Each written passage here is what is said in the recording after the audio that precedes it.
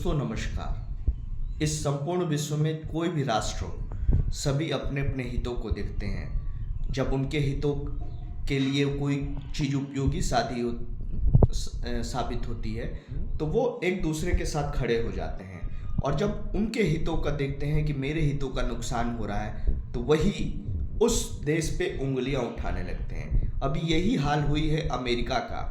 G7 की meeting हुई जो इमैनुअल मैक्रोन की अध्यक्षता में हुई। उसमें सारे G7 सदस्यों ने एनर्जी के जो भी संकट आने वाले हैं, इम्पेंडिंग क्राइसिस ऑफ एनर्जी, उस पे लेकर अमेरिका की जो नीतियां हैं, जो उसने अमेरिका और इजराइल ने मिलकर ईरान पे हमला किया है, उस पे सवाल उठाए हैं। और यहाँ तक कि इटली की प्रधानमंत्री मेलोनी ने कह दिया कि आपको क्या जरूरत थी स्कूल पे हमला करने की। तो ये सारी चीज़ें किस प्रकार इंगित करती हैं कि क्या जो अमेरिका की मोनोपोली है वो फ्यूचर में ख़त्म हो जाएगी, या इसी तरह अमेरिका अपनी रैंडम डिसीजन से जियोपॉलिटिकल जियो इकोनॉमिक सिनेरियो को डिस्टर्ब करता जाएगा।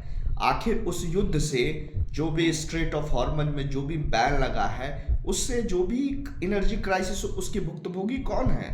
जो ग्लोबल जो आम सिटीजन्स हैं वो हैं, उनके पास कोई विकल्प नहीं है। इवन दो भारत में क्या है कि कॉमर्शियल एलपीजी की बहुत कमी आ चुकी है और डोमेस्टिक एलपीजी के भी प्राइस हाइक हो चुके हैं, और जो उनका ड्यूरेशन था कि आप फिलअप कर सकते, पहले 21 दिन था, अब 25 दिन हो गया है। ये सारी चीज़ें क्या दिखाती हैं, किस तरफ इंगित करती हैं कि इन नियर फ्यूचर क्या होगा?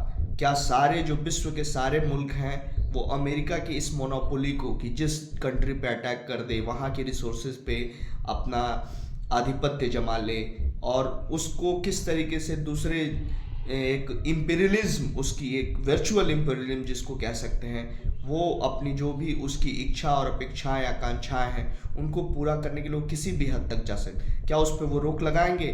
लेकिन हाँ, अब उठती हुई आवाज़ ये दिखाती है कि लोग अमेरिका की जो नीतियां हैं उस पर आवाज़ उठाने लगे हैं। इंटरनेशनल एनर्जी एजेंसी एसोसिएशन जो है उसने भी सवाल उठाया कि आपकी जो भी ये चीज़ें हैं वो नियर फ्यूचर में कहीं ना कहीं एक ग्लोबल एनर्जी क्राइसिस को जन्म देगी। उसके लिए कौन रेस्पॉन्सिबल होगा? Whether you are going to compensate all the things to the global people, global citizens.